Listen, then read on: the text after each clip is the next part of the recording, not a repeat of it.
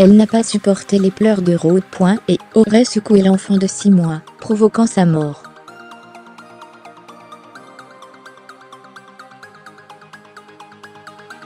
Une nourrice de 35 ans a été déférée ce jeudi au tribunal de Créteil.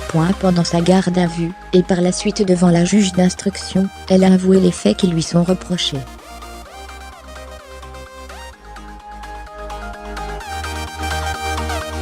Le parquet a requis son placement en détention provisoire pour homicide volontaire.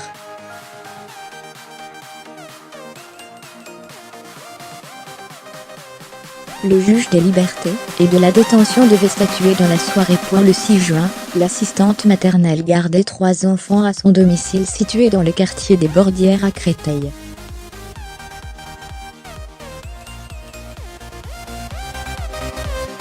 Elle se trouvait seule, avec Rhodes dont elle s'occupait depuis la mi-avril, son propre enfant âgé de 4 ans, et un autre bébé.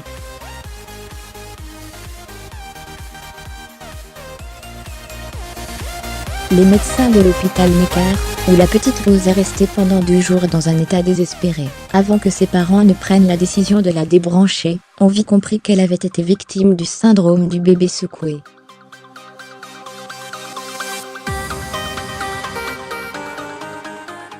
Évidemment dévastés, son père et sa mère, qui habitent Maison Alfort, ont enterré leur enfant mardi alors que l'assistante maternelle était placée en garde à vue.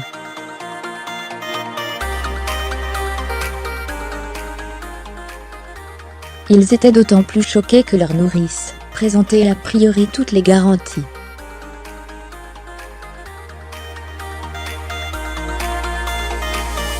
Elle assurait avoir déjà travaillé dans une crèche, et surtout disposait d'un agrément de la protection maternelle et infantile.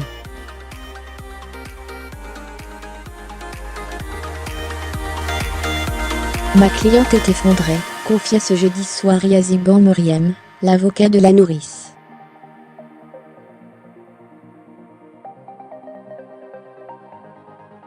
Elle s'en veut énormément. Tout le monde s'accordait à dire qu'elle était très gentille.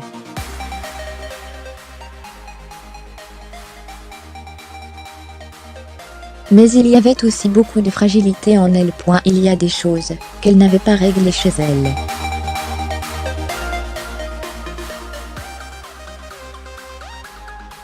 Selon nos informations, l'assistante maternelle avait bien reçu une formation sur le syndrome du bébé secoué.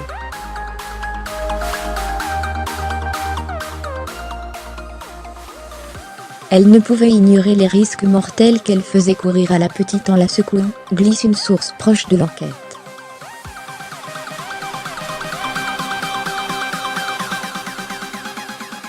Contactée ce jeudi, la protection maternelle et infantile rappelle tout le travail de prévention mené pour éviter ce genre de drame.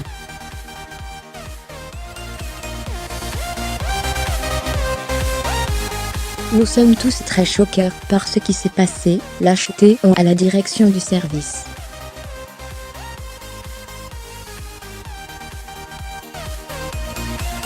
Nous avons toujours travaillé sur le syndrome du bébé secoué, mais depuis 2014, nous multiplions les actions, comme des campagnes de prévention en expliquant ce qu'il faut faire et ne pas faire.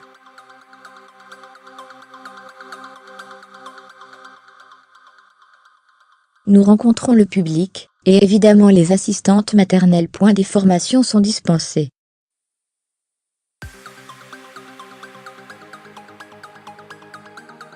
Fermez les guillemets. Les critères pour attribuer un agrément. Nous en avons énormément. Nous allons au domicile des assistantes maternelles, nous vérifions l'hygiène, la sécurité, comme quoi, il n'y a hélas pas de risque zéro.